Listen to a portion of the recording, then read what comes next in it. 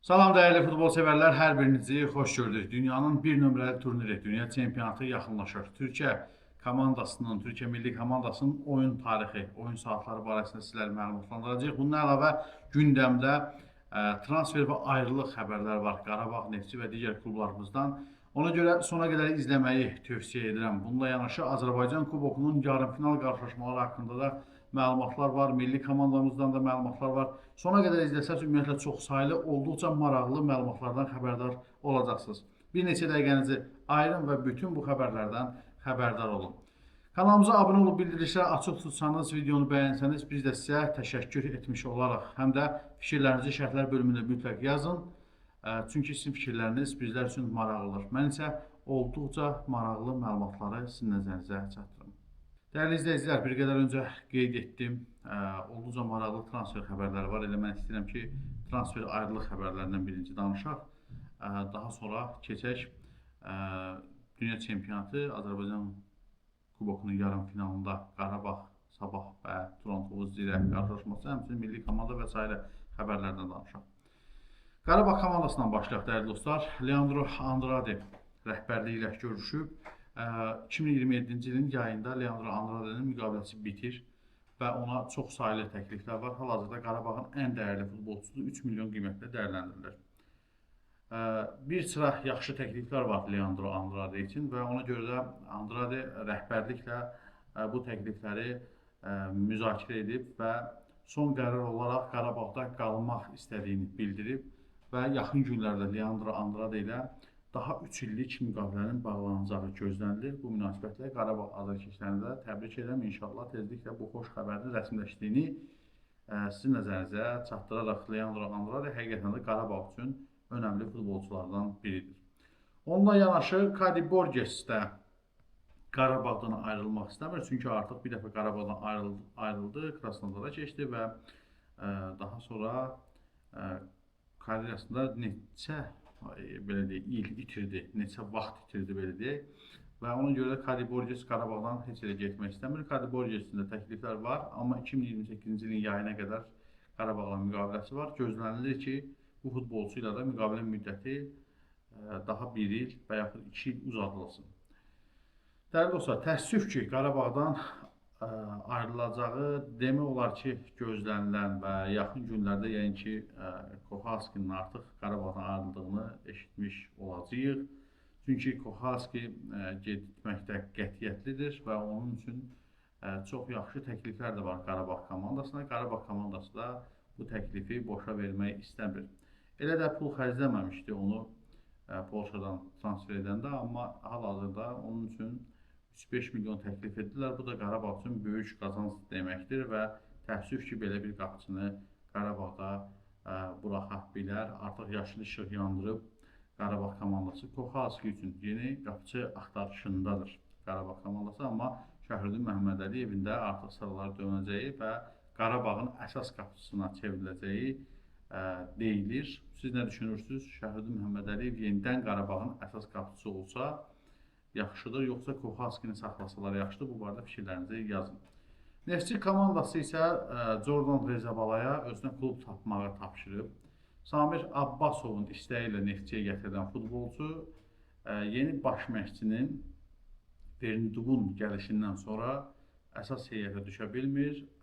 Əsasən ehtiyat oyuncular skamyasında keçirir vaxtını və Jordan Rezabala da ona görə komandadan ayrılmaq üçün müraciət edib və Azərbaycanda 2 klubla danışıq aparır. Onun bu yay Neftçidən ayrılacağı gözlənilir. Dəyərli dostlar, Galatasaray komandası yeni bir həmlə Milanın Fransalı futbolçu Yusuf Fofananı sıralarına qatmaq istəyir və aldığımız məlumata görə, bu futbolçuya görə deməli Galatasaray komandası Milan komandasına 30 milyonluq təklif göndərib. Bu barədə Insider Fabrizio məlumat verib, həmçinin Calcio deməli informasiya agentliyi də bu barədə məlumat yayıb dəyərli dostlar. Galatasaraydan söhbət düşmüşkən, Galatasarayın baş məşqçisi Okan Buruk sən demə Tottenham'in hədəfindəymiş, bilirsiniz bir neçə gün öncə Tottenham'in baş məşqçisi göndərilmişdi. Onun yerinə məhz Okan Buruku gətirmək istəyiblər. Amma Okan Buruk bu təklifə yox deyib və artıq Tottenham'da yeni baş məşqçi açıqlanıb. Roberto De Zerbiyə tapşırıldı Tottenham. Düşünürəm ki, uğurlu seçim olub. Okan Burukdansa Zerbiyə güvənmək daha yaxşıdır. Nədənsə Okan Burukun məşqçilik fəaliyyəti heç xoşuma gəlmir. Məncə Qalatasarayın o heyəti ilə məsələn başqa bir məşqçi olsa Okan Burukdan daha yaxşı nəticələr də göstərə bilərdi. Və keçək milli komandamız deməli reyting siyahısında irəliləyib, 3 pillə özdə irəliləyib, 127-ci pillədən 124-cü pilləyə yüksəlib.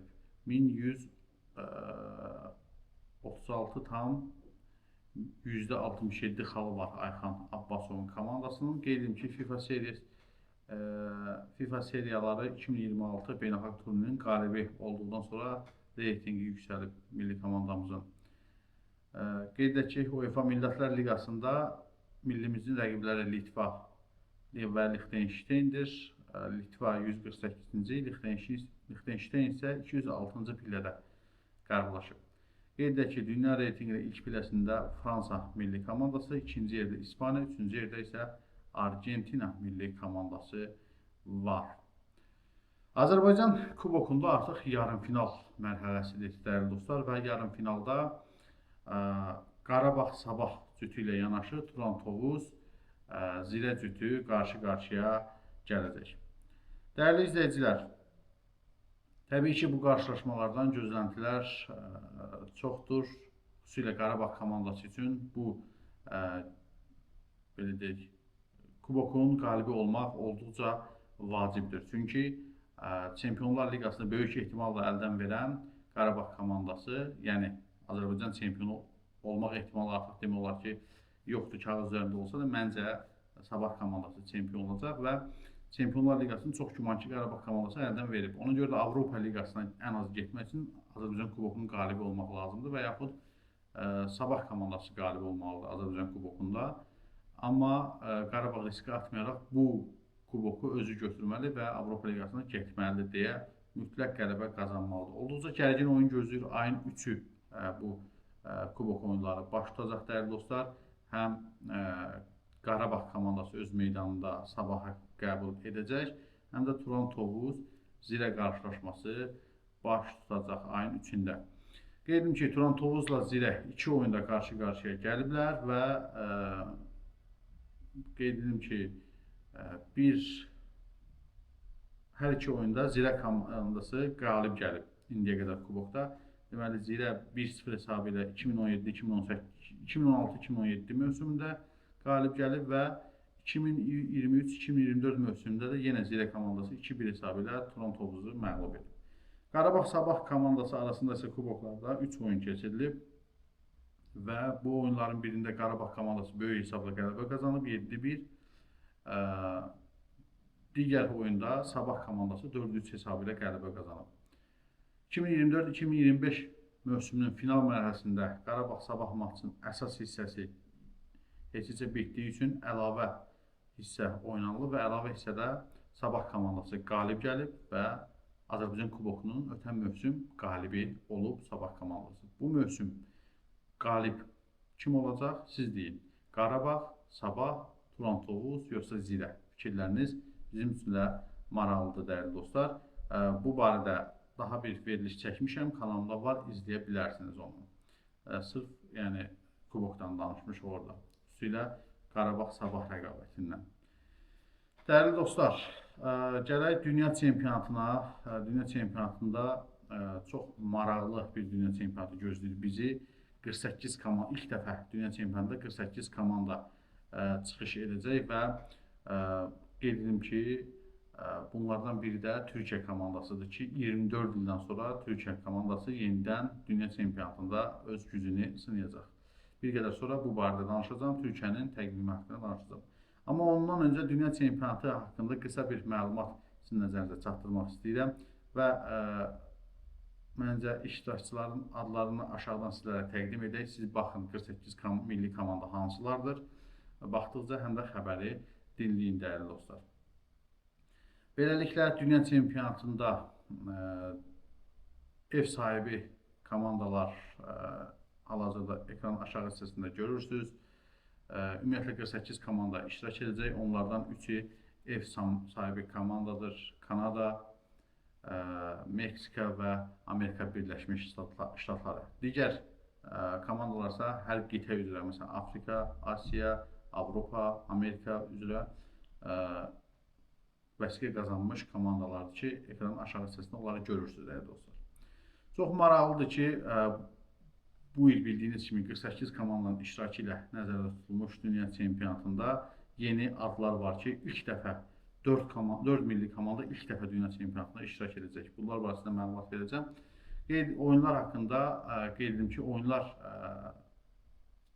Amerika qitəsində keçirildiyinə görə orada saat fərqi bizdən çoxdur, ona görə də oyunların çoxusu gecə saatlarına düşəcək. Düzdür, 21:00-da, 23:00-da başlayan oyunlar var, amma onların sayı çox azdır.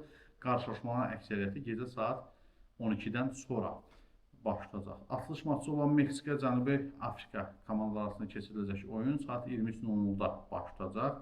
Qeyd edim ki, qrup mərhələsi boyunca hər gün 4 oyun oynanılacaq. Mundial iyulun 19-da final görüşü ilə başa çatacaq. Deməli, iyunun 11-də start götürür, iyulun 19-da başa çatır. Bu məsələ də aydındır. İndi biz bir nəzər yetirək, burada maraqlı dünya çempionatına rəng qatan komandalar hansılar olacaq. Deməli, çox uzun fasilədən sonra yenidən dünya səhnəsinə qayıdan bir sıra komandalar var. Buna görə də qarşıdakı mundial artıq indidən iştirakçı tərkibinə görə ən qeyri-adi turnirlərdən biri kimi görünür. Debutantlar arasında xüsusilə Özbəkistan seçilir. Özbəkistanlı qardaşlarımızı inşallah dəstəkləyəcəyik. Ağ canavarlar tarixində ilk dəfə 5 iyun 2025-ci ildə Birləşmiş Ərəb Əmirliklərində əmirlikləri ilə deməli səfərdə 0-0 hesabla yetişə edərək Asiya seçmə mərhələsinin 3-cü raundundan qrupda ilk 2 yeri təmin edib və mundiala vəsqə qazanıb. Bundan əlavə İordaniyada tarixində ilk dəfə mundialda çıxış edəcək.